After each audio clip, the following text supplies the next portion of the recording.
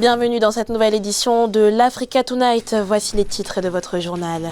Engagé dans la lutte contre le djihadisme, le Tchad va cesser de participer aux opérations militaires en dehors de ses frontières, alors que les forces armées du pays ont délogé Boko Haram dans la région du lac Tchad lors d'une attaque fin mars.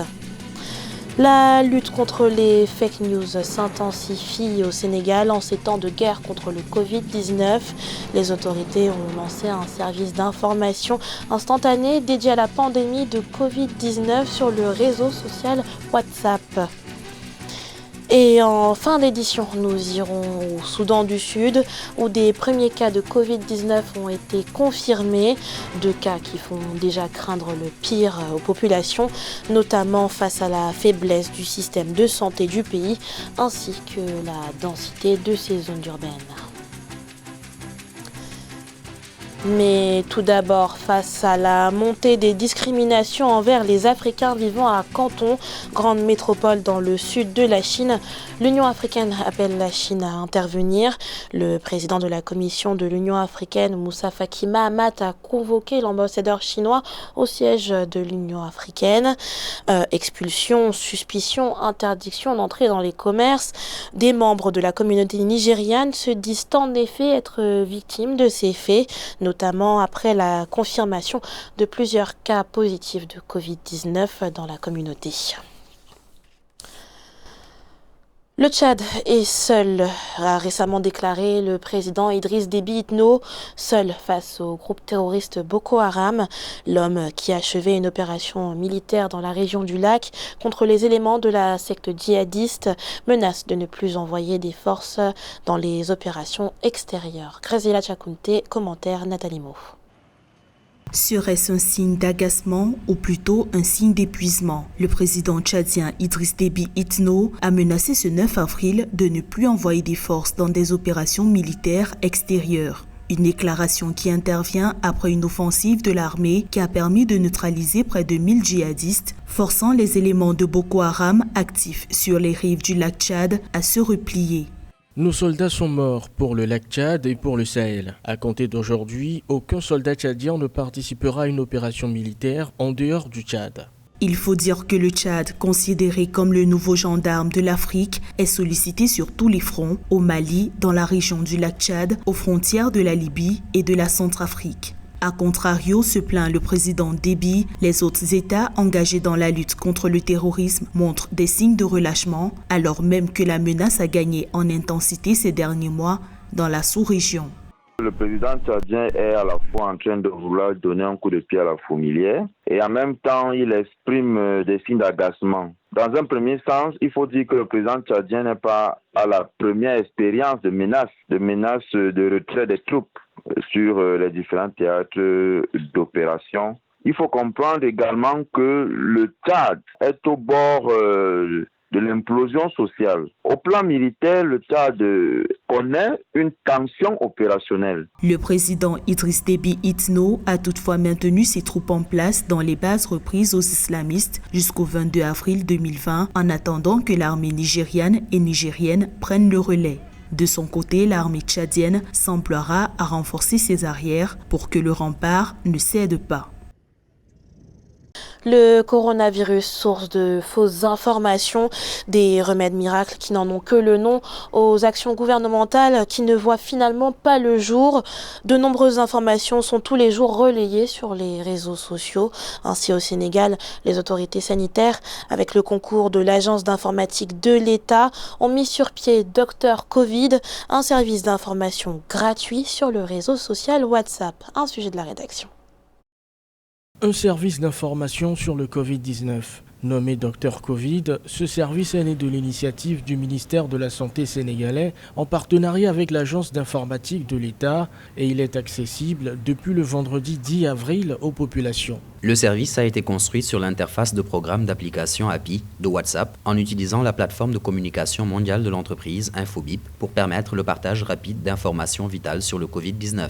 Pour les enquêtes plus avancées, le chatbot dirigera l'utilisateur vers des ressources en ligne. Ce service gratuit, accessible 24 heures sur 24 et 7 jours sur 7, succède ainsi au SMS d'information en langue française que le gouvernement s'était attelé à mettre en place aux quelques 15 millions de Sénégalais. Des Sénégalais qui, en tapant un mot dans un chat avec le numéro consacré à Dr Covid, pourront accéder aux informations qu'ils désirent. Avec Dr Covid, l'État sénégalais fait d'une pierre deux coups, notamment dans sa lutte effrénée contre les fake news. Dr Covid contient des informations validées par le ministère de la Santé et validées donc par l'Organisation mondiale de la Santé. Donc aujourd'hui, quelqu'un qui veut vraiment avoir une bonne information sur ces symptômes-là, s'il va dans Dr Covid, il est certain que ce n'est pas fake news. Il est certain qu'il est en train de discuter avec certes un robot, mais un robot qui a été programmé pour donner de bonnes réponses. Donc ça, effectivement, ça aide à lutter contre les fake news, ça aide à alerter et à rassurer en même temps. Menée depuis un certain temps en terre sénégalaise, la lutte contre les fake news ou infox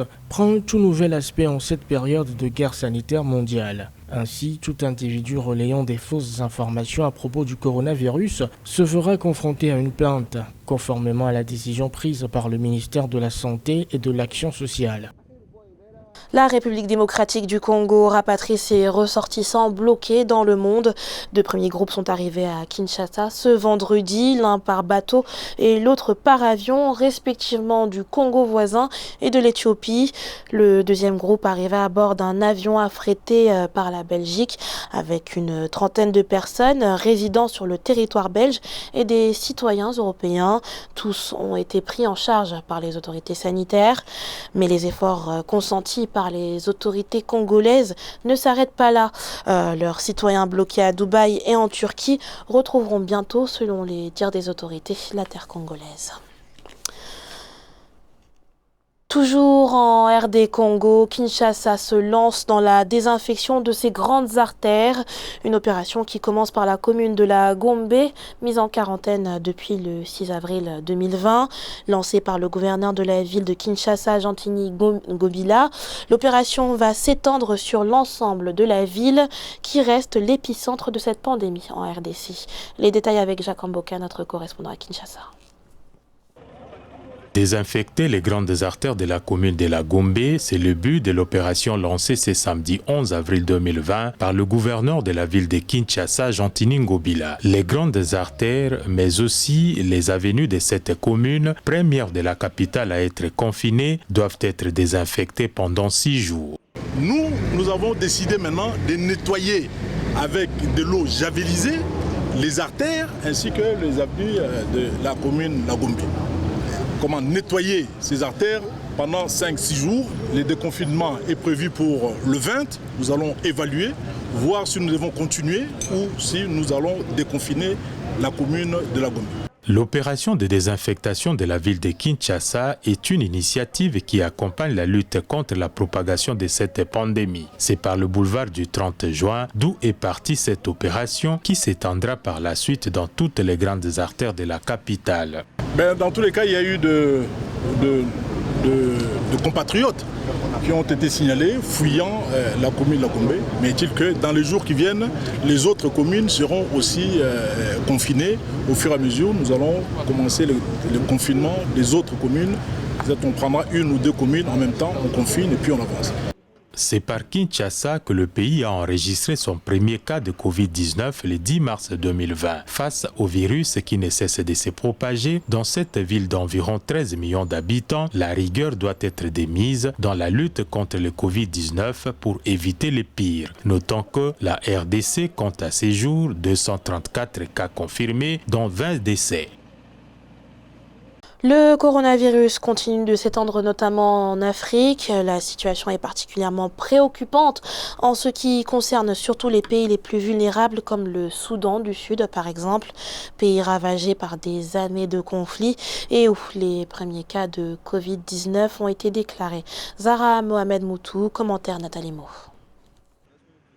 Le Soudan du Sud le craignait depuis plusieurs semaines et avait même renforcé les mesures pour s'en prémunir, mais l'information est tombée. Le pays a confirmé ses premiers cas de Covid-19. Il s'agit d'une employée de l'ONU originaire des Pays-Bas, d'une touriste de retour du Kenya voisin et un troisième cas a également été confirmé ce jeudi. La situation au Sud-Soudan n'est pas une situation isolée. C'est une situation qui se vit pratiquement dans toute l'Afrique subsaharienne où on a des sociétés tellement ouvertes qui ont des difficultés qui permettent de détecter facilement les cas dans la société. Malheureusement, ce sont des pays qui font plutôt des copies des mesures européennes qui ne sont pas forcément adaptées à la vie socio-économique et environnementale des pays d'Afrique subsaharienne. Le pays est désormais confronté à la pandémie. Le Soudan du Sud, qui sort à peine de 6 années de guerre civile et où tout est à reconstruire, c'est le cas pour le système de santé dans ce jeune État où plus d'1,5 million de personnes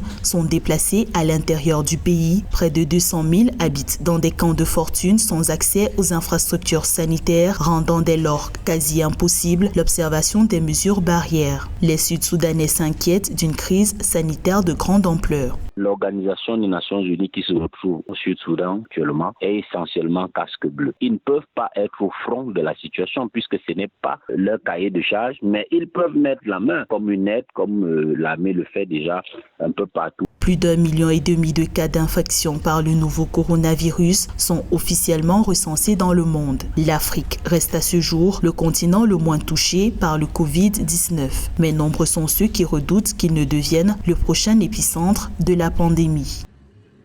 Face à la menace des criquets pèlerins, le Burkina Faso se prépare. À la suite d'un conseil des ministres, une série de mesures vont être mises en place, notamment des actions d'information et de sensibilisation destinées aux acteurs de l'agriculture afin de pouvoir prendre leurs dispositions. Ibayakot. Le gouvernement burkinabé est déterminé à faire face à une éventuelle invasion de criquets pèlerins. C'est au terme du Conseil des ministres qui s'est tenu le mercredi 8 avril qu'une stratégie de lutte contre ce phénomène environnemental a été proposée. La feuille de route du gouvernement se base en priorité sur la sensibilisation et l'information de la population sur les différentes dispositions à prendre pour contrer ce fléau. En cas d'arrivée des criquets pèlerins, des actions de lutte seront enclenchées à travers l'activation du plan national d'urgence anti-acridien. Cette stratégie de riposte au plan national se fait en concertation avec la commission de lutte contre le criquet pèlerin dans la région occidentale, regroupant 10 pays, dont le Burkina Faso. L'adoption de cette stratégie par le Burkina Faso intervient alors que les ravages des criquets pèlerins se poursuivent en Afrique de l'Est, avec une seconde vague plus redoutable et qui fait 20 fois la taille de la précédente. Les criquets pèlerins, encore appelés sauterelles-tigres, sont des ravageurs très dangereux pour la population, car ils peuvent décimer des milliers d'hectares de cultures par jour et causer ainsi la famine et la disette dans les pays qui sont attaqués. Sur le plan opérationnel, la méthode pratique efficace à mettre en œuvre dans ce plan doit être la lutte aérienne, qui consiste à pulvériser les insecticides à partir d'un avion. Cette méthode de lutte aérienne est efficace car elle prend en compte la grande vitesse de propagation des criquets, qui peuvent parcourir jusqu'à 150 km en une journée. Selon les dernières estimations de la commission de lutte contre le criquet pèlerin dans la région occidentale, la probabilité que les essaim sévissant actuellement en Afrique de l'Est atteignent la région ouest africaine d'ici juin 2020 est assez faible. Aucun risque environnemental n'est prévu à court terme. C'était le journal de la rédaction. Merci pour votre fidélité. L'actualité continue sur Africa 24.